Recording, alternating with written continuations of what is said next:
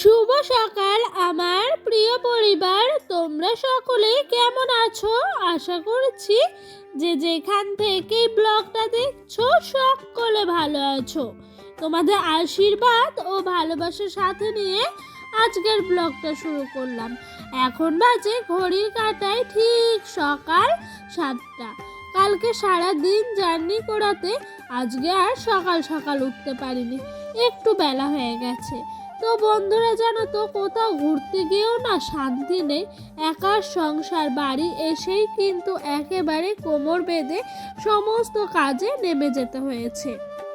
কারণ কি জানো তো, যদি সংসারে অনেক কজন থাকতো তাহলে হয়তো সবাই মিলে ভাগাভাগি করে কাজগুলো করে নিতাম। তো একার সংসার যেহেতু, সকালে তোমার রাতে যা জামা কাপড় বেরিয়েছিল সেগুলোকে এক পাশে ফেলে রেখেছিলাম, যে কখন সকাল হবে হওয়াতে সমস্ত কাজগুলো আমি সামলে ফেলবো। আর দেখেছো এই যে ব্ল্যাঙ্কেটটা দেখেছো, এই ব্ল্যাঙ্কেটটাও কিন্তু নিয়ে গেছিলাম, এর মধ্যেই কিন্তু আমরা পেতে বসেছিলাম। আর কত তোমার শীতের দিনের পোশাক, এমনিতেই তো শীত, তার মধ্যে আরও শীতের ছোট ছেলেকে নিয়ে যাওয়া পোশাকে ভর্তি। তো জানো তো, মোজাই বেরিয়ে গেছে 5-6 জোড়া। তো বন্ধুরা, ওইদিকে কাঁচা ধোয়া সমস্ত কাজ করে মেলে ঠেলে দিয়ে ডোডোর পাপা আসলো মাছ নিয়ে। তো এইদিকে মাছ নিয়ে আসলো, আর কি করবো তাই না বলো? তো এইগুলো হলো রুই মাছই নিয়ে এসছে। আর আমি জানো তো বাড়ির থেকেই এই কচু গাছের একটা তোমার পাতা পেরে নিয়েছিলাম। আর এইদিকে মাছ বাছছি। আর কি হয়েছে জানো, এই বিড়ালটা আছে না, এই বিড়ালটা জানো তো, আমি যখনই মাছ ধুতে আসি বা কাটতে আসি তখনই ঠিক চলে আসে। আর দেখেছো কেমন করছে, একবার বসছে একবার শুটছে। এক এক সময় মনে হয় ওদেরকেও মাছ কিনে এনে মাছ খাওয়াবো। যারা মাছ খাওয়ার জন্য এমন করে তাদেরকে আর কি করি বলো? কিন্তু কথায় আছে একটা বাংলা শ্লোক, জানো তো, যে বিড়ালের কাছে মাছ লুকিও না। সত্যি কথা বলতে, বিড়ালগুলো যেখানেই থাকুক না কেন, আমি যখনই দেখেছি কুয়োর পাড়ে এঁঠো বাসন ধুতে আসি বা তোমার মাছ টাছ কাটতে আসি, মাছ মাংস আর কি, তখনই দেখি ছুটে চলে আসে কোন দিক থেকে না কোন দিক থেকে। আর এত সাহস দেখেছো বিড়ালটা, বারবার কিন্তু মাছটাই মুখ দিতে যাচ্ছিল। তাই একটু ওই দিক দিয়ে আমি ডোডোর পাপাকে ডাকলাম। আর এই ছোট বিড়ালটার বেশি সাহস। ডোডোর পাপা ওই দিক দিয়ে একটা লাঠি নিয়ে আসাতে দেখেছো এক ছুটে কিন্তু দুটো বিড়াল চলে গেছে। আর এই বিড়ালগুলো একদিন আমাদের মাছ খেয়ে নিয়েছিল। তো বন্ধুরা, তারপর জানো তো, ওই দিক দিয়ে আমার মাছটা কাটা হয়ে গেল। আর এদিক দিয়ে কিছু বাসন ছিল, সেগুলোও কিন্তু ধুতে চলে আসলাম।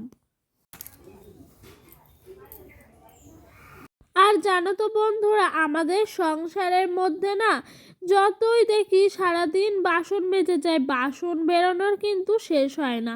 যেরকম হলো এগুলো সকালে চায়ের বাসন, এরপরে সকালে ভাতের খাওয়ার যেসব বাসনগুলো হবে সেগুলো বেরোবে, তারপর রান্নার বাসন, এই করে করে আমার মনে হয় সারাদিন কিন্তু আমি বেশিরভাগ সময় দিই এই বাসনের পেছনে, যতটা না আমার ছেলেকে দিই, তাই না বলো বন্ধুরা?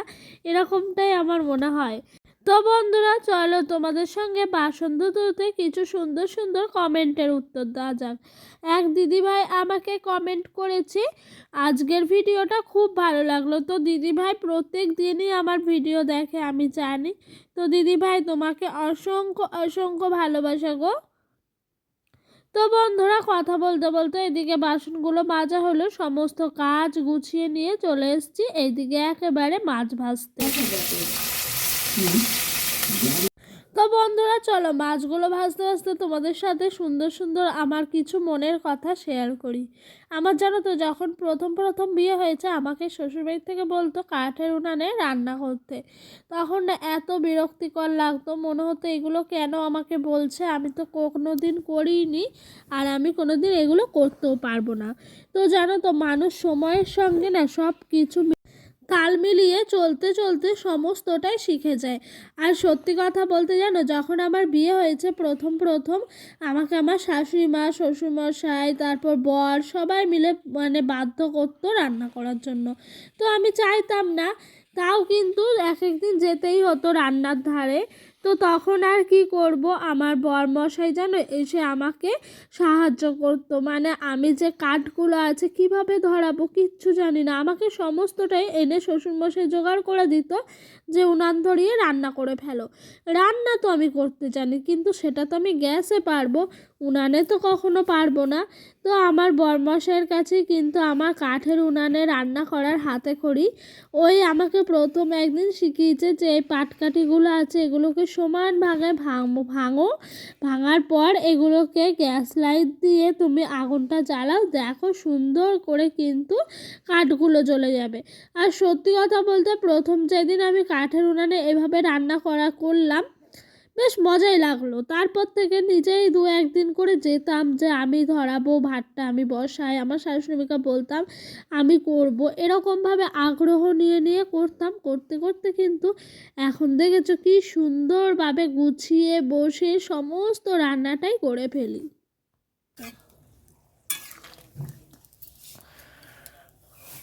তো বন্ধুরা ওইদিকে যেন ভাতে চাল দিয়ে একেবারে ভাতটা বসিয়ে এসছি একটা কাঠ দিয়ে। আর তার সাথে যে কিছু কাজ আছে, কাজ বলতে এই যে ডোডোর পাপার জুতোগুলো ছিল না, সেগুলো ওর পাপা আমাকে বললো নারকেল তেল দিয়ে ভালো করে ন্যাকড়ায় ভিজিয়ে মোছো, প্রথমে একবার তোমার ধুলোগুলো ঝেড়ে ফেলে দাও, তারপরের বার নারকেল তেল দিয়ে জুতোটা সুন্দর করে চারিদিক বর্ডারগুলো মুছে মুছে নাও, তারপরে পুরো প্যাকিং করে রাখবে। তো আমি ওকে বলেছিলাম জুতোটা ধোবো, ও আমাকে ধুতে না করেছে, বললো চামড়ার জুতো তো নষ্ট হয়ে যেতে পারে। তাই কিন্তু আমার ঘরে যেন নারকেল তেল ছিল না, এই তেলটা ছিল ডাবরের আমলা, এটা দিয়েই কিন্তু আমি করে নিচ্ছিলাম। আর দেখেছো পার্থক্যটা কতটাই, ওই জুতোটা কত চকচক করছে আর এই জুতোটা কেমন হয়ে রয়েছে। তো সত্যি বলতে এরকমভাবে আমি কোনো দিন জুতো পরিষ্কার করিনি, তোমরা যদি কেউ করে থাকো অবশ্যই কমেন্ট করে বলো। আর কে কীভাবে জুতো পরিষ্কার করো, এই বিশেষ করে এই বুটগুলো যদি কেউ কোনো দিন করে থাকো বা করো তাহলে আমাকে প্লিজ কমেন্টে জানাও। তো তার কমেন্টটা কিন্তু আমি পুরো পিন করে রাখবো যাতে আমারও একটু উপকার হয় আর তোমাদের সবারও একটু উপকারে লাগে। তো বন্ধুরা এই দেখো এদিক দিয়ে ওর জামা কাপড় সমস্তগুলোই ভাঁজ করে নিচ্ছি, ওদিক দিয়ে তো দেখতেই পেলে জুতোটাকে ভালো করে পরিষ্কার করে পরিচ্ছন্ন করে প্যাকেটের মধ্যে ভরবো, তারপরে কিন্তু জামাটাও ভাঁজ করব।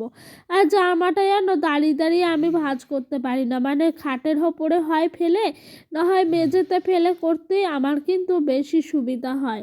আর ওই দিক দিয়ে ডোডো খাটের মধ্যে ঘুমোচ্ছে বলে আর আমি ডিস্টার্ব করতে গেলাম না, তার জন্য একেবারে চলে আসলাম মেঝের মধ্যে সুন্দর করে ভাঁজ করার জন্য।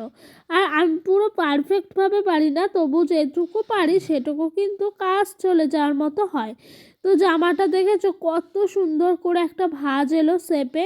তো ওই জায়গাটা একটু বড় ছোট হয়ে গেছিলো বলে সমানভাবে আসছিল না, এখন কিন্তু বেশ সুন্দরভাবে এলো। তো বন্ধুরা দুপুরের খাওয়া দাওয়া নিয়ে চলে এসেছি, পেঁয়াজ পাতা আলু ভাজা, আর ওই দিক দিয়ে হয়েছে মাছের তেল দিয়ে পেঁয়াজ দিয়ে ভাজা, আর এই দিকে দেখেছো সেই স্পাইসি মাছ দিয়ে ফুলকপি দিয়ে আলু দিয়ে ঝোল। আর এটা রাতের বেলা ডোডোর পাপাকে বলাতে ভেজিটেবিল চপ আর আলু আর পেঁয়াজ পাতা ছিল, এগুলোই রাতের খাবার। তো বন্ধুরা আজকের ভিডিওটা এই পর্যন্তই রইল, দেখা হবে নেক্সট ব্লগে। যদি আমার ভিডিওটা ভালো লাগে অবশ্যই লাইক কমেন্ট শেয়ার করো। আর বন্ধুরা আমার ভিডিওটা তোমাদের যদি আরও ভালো লেগে থাকে যে আমার ছোট্ট চ্যানেলের একটা সদস্য হয়ে আমার পাশে থেকে যেও, তোমাদের কাছে হাত জোড় করে অনুরোধ। তো বাই, দেখা হবে কিন্তু পরের